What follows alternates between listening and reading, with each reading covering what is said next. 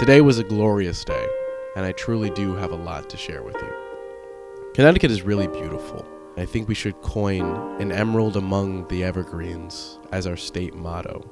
There really is lifetimes worth of adventures to be had, all within the whale and its very small tail.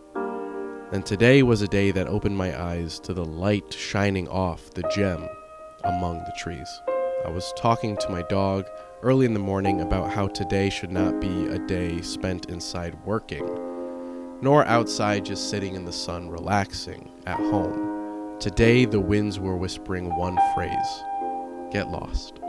And perhaps that should be the secondary motto of Connecticut. And so lost I did get in my own state.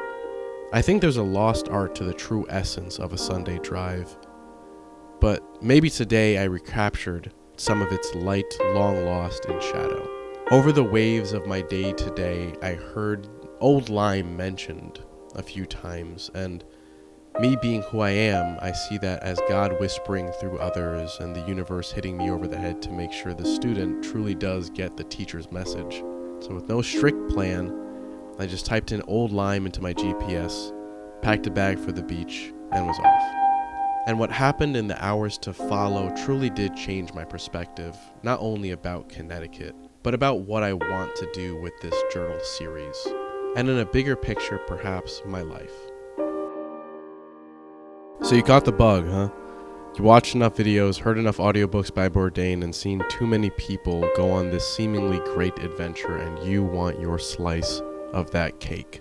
So as much as it seems like it's a cliche, I would still like to add this quote to the collection. Are you someone who sees rock piles, or do you see cathedrals? To find the extraordinary within the ordinary, you have to see it. And to see it, you have to look for it.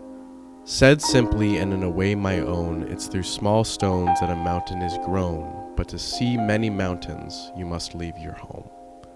And it's too often that we seek the exhilaration, but try to bypass the necessary experience of exhaustion. I try over and over to build cathedrals, but the thing I have to continue to do is make sure to see it as also a pile of rocks. And it always seems to flip back to perspective. There's something about novelty that shouldn't stay with just knickknacks and toys, but instead how we view time and our use of it. To children, everything is new and therefore amazing. But as our eyes lower to half moons, with the shadows of luggage that was once only a light bag, we turn loose some of that sight. We turn loose some of that light. But every once in a while, you have a moment, or if blessed to be, have it bestowed, a day, where you take that drive truly with no destination, and I will tip my hat as I say this, no reservations either. And I think that there is actually a curse to being quick. And it's sad that we don't take cruises too often. But Connecticut is truly a beautiful place to correct that catastrophe. And call me a highway rider, but damn is it nice to be enveloped by trees and blue sky, with clouds making faces down at you. Now I don't think it's necessarily the BLT and espresso that I experienced. The museum and artworks that I looked at, the beach, or the old man by the sea, the book that I was reading. And definitely not the cigarettes as much as they are truly sinfully sweet. I think the message I want to share more is not of the music I was listening to, but the muse that was singing to me. It's not about the words, but in fact their wisdom.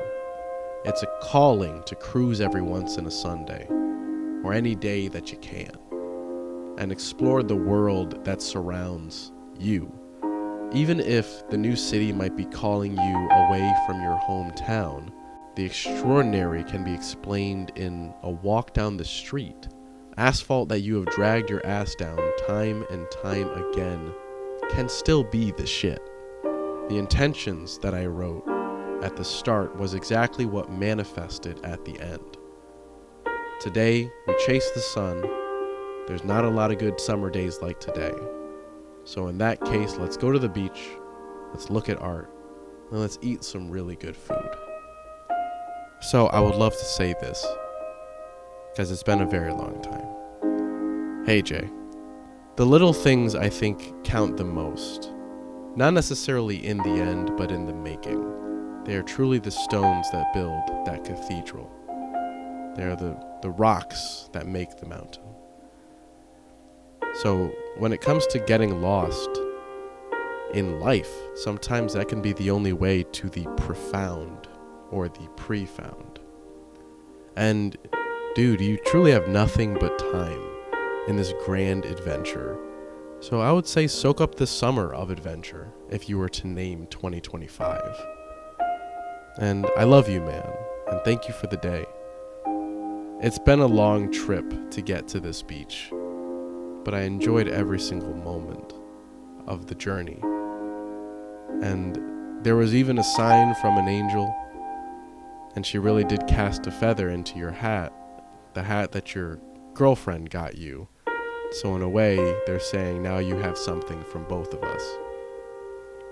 Now the heat cannot come close to harm, for you were built for sun. Burn, if not to a crisp. You have the wind at your side, and so the adventure begins. I learned some things today too.